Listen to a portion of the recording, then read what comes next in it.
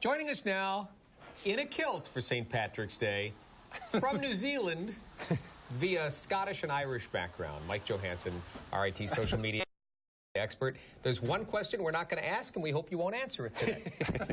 You don't even have to assume what it's going to be. But you're here to talk about things you can do on Twitter that you probably didn't even know. And I know you can tweet things that you write and then hit send, but there's more to it than that, isn't there? Sure, and there's lots of other things people don't do very often, which, use it as a news feed and search and find interesting people and things. But I've been sort of amazed in the last year the kind of other things you can do with Twitter, like tweet a coffee to someone.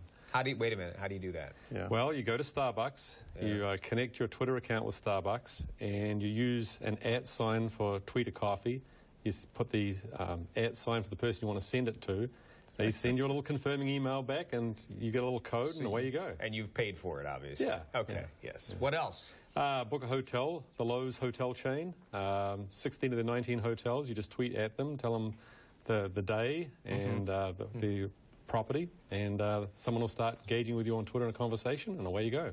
Wow, that is very interesting. And I saw someone just this morning, actually, someone tweeted themselves and had something critical to say about themselves, like, please don't be so pretentious on Twitter. Yeah. But it was at the same name. It was things I didn't know you could do. Sure. Well, and that's kind of the fun of it. Twitter really is one of those things that I think is probably the most underappreciated social media platform. And quick pitch, I'm teaching a class at the Rochester Brainery tomorrow night on Twitter for beginners, if people are interested. But yeah, a lot of things, like houses tweeting. Who knew? A house can have its own account, and you said the owner had set this up so that this home communicated with him about what was going on at his house? Sure. There's a whole bunch of sensors set up in the house. They communicate with the computer, and it sends out tweets about what's going on inside the house. He just follows this Twitter feed, and he knows people are coming and going, the temperature. You can even find out when the plants need watering. Interesting. I've noticed some people, they use characters, and you can make a tweet exceptionally long, even though it offers 140 characters. I've seen people do drawings with hashtags and whatnot. All kinds of other symbols, yeah, and they look great for the most part if you see them on Twitter. Yeah. But if people are looking at them on their mobile phone or some other platform where things get rearranged, they look like the dog's breakfast. What is the hardest thing when you teach this class tomorrow night? First of all, how do people sign up for it?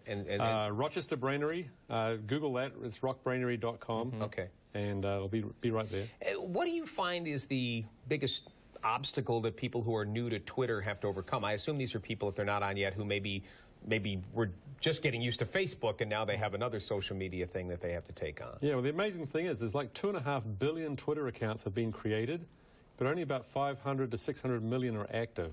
So people create them because they feel they have to, and then they get intimidated and run away.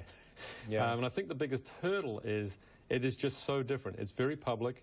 You only get 140 characters, and so everything you share is for anyone can find. It's searchable on Google, and there are a whole little bunch of little shorthand things that you sort of have to know the language. Right. And that takes a little bit of learning. I think that's the hard part for me. Yeah. And there's a lot of talk about Facebook's relevance to this upcoming generation. Do you think Twitter will continue to play a big role? Oh, I think it will. In fact, a lot of the teenagers are sort of moving away from Facebook because grandma and mum and dad are there, and they're moving to things like Twitter, short messaging. Yeah. Mike, thank you so much, and thanks for wearing the kilt to help us celebrate St. Patrick's Day. Are we going to dance now? From the two guys who, the two guys. Thank you for sitting so carefully. I thought you'd never ask. Our entertainment headlines are next.